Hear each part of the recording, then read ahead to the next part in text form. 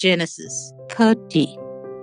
When Rachel saw that she was not bearing Jacob any children, she became jealous of her sister.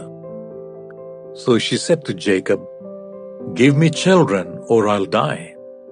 Jacob became angry with her and said, "Am I in the place of God who has kept you from having children?"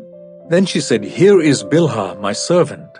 Sleep with her so that she can bear children for me, and I too can build a family through her." So she gave him her servant Bilhah as a wife. Jacob slept with her, and she became pregnant and bore him a son. Then Rachel said, "God has vindicated me. He has listened to my plea and given me a son." Because of this, she named him Dan. Rachel's servant Bilhah conceived again and bore Jacob a second son. Then Rachel said, "I have had a great struggle with my sister, and I have won." So she named him Naphtali. When Leah saw that she had stopped having children, she took her servant Zilpah and gave her to Jacob as a wife. Leah's servant Zilpah bore Jacob a son.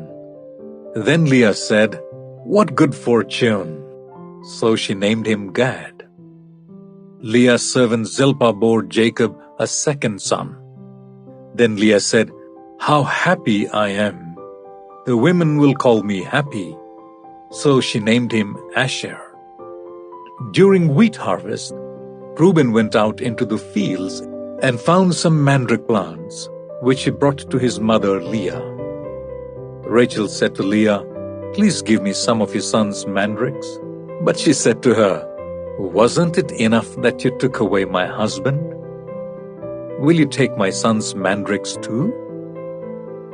"Very well," Rachel said. "He can sleep with you tonight in return for your son's mandrakes." So when Jacob came in from the fields that evening, Leah went out to meet him. "You must sleep with me," she said. "I have hired you with my son's mandrakes." So he slept with her that night. God listened to Leah, and she became pregnant and bore Jacob a fifth son. Then Leah said, "God has rewarded me for giving my servant to my husband." So she named him Issachar. Leah conceived again and bore Jacob a sixth son. Then Leah said, "God has presented me with a precious gift. This time my husband will treat me with honor because I have borne him 6 sons." So she named him Zebulun. Sometime later, she gave birth to a daughter and named her Dinah. Then God remembered Rachel. He listened to her and enabled her to conceive. She became pregnant and gave birth to a son and said, "God has taken away my disgrace." She named him Joseph and said, "May the Lord add to me another son." After Rachel gave birth to Joseph, Jacob said to Laban, "Send me on my way so that I can go back to my own homeland. Give me my wives and children for whom I have served you, and I will be on my way. You know how much work I have done for you." But Laban said to him, "If I have found favor in your eyes, please stay. I have learnt by divination that the Lord has blessed me because of you." He added, "Name your wages, and I will pay them." Jacob said to him, "You know how I have worked for you, and how your livestock has fared under my care. The little you had before I came has increased greatly, and the Lord has blessed you wherever I have been. But now, when may I do something for my own household?" "What shall I give you?" he asked. "Don't give me anything," Jacob replied. "But if you will do this one thing for me, I will go on tending your flocks and watching over them. Let me go through all your flocks today and remove from them every speckled or spotted sheep, every dark-colored lamb, and every spotted or speckled goat. They will be my wages.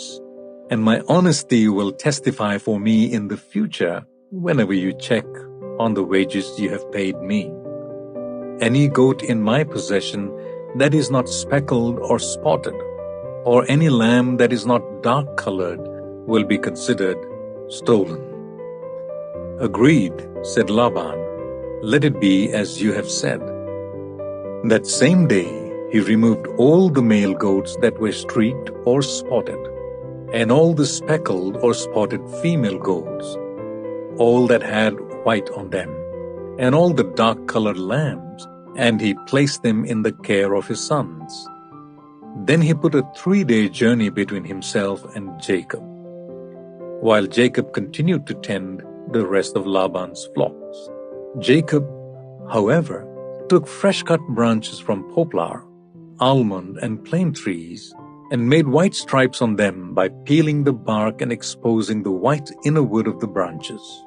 Then he placed the peeled branches in all the watering troughs, so that they would be directly in front of the flocks when they came to drink.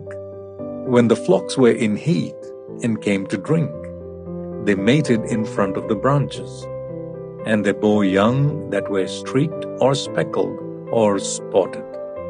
Jacob set apart the young of the flock by themselves, but made the rest face the streaked and dark-colored animals that belonged to Laban.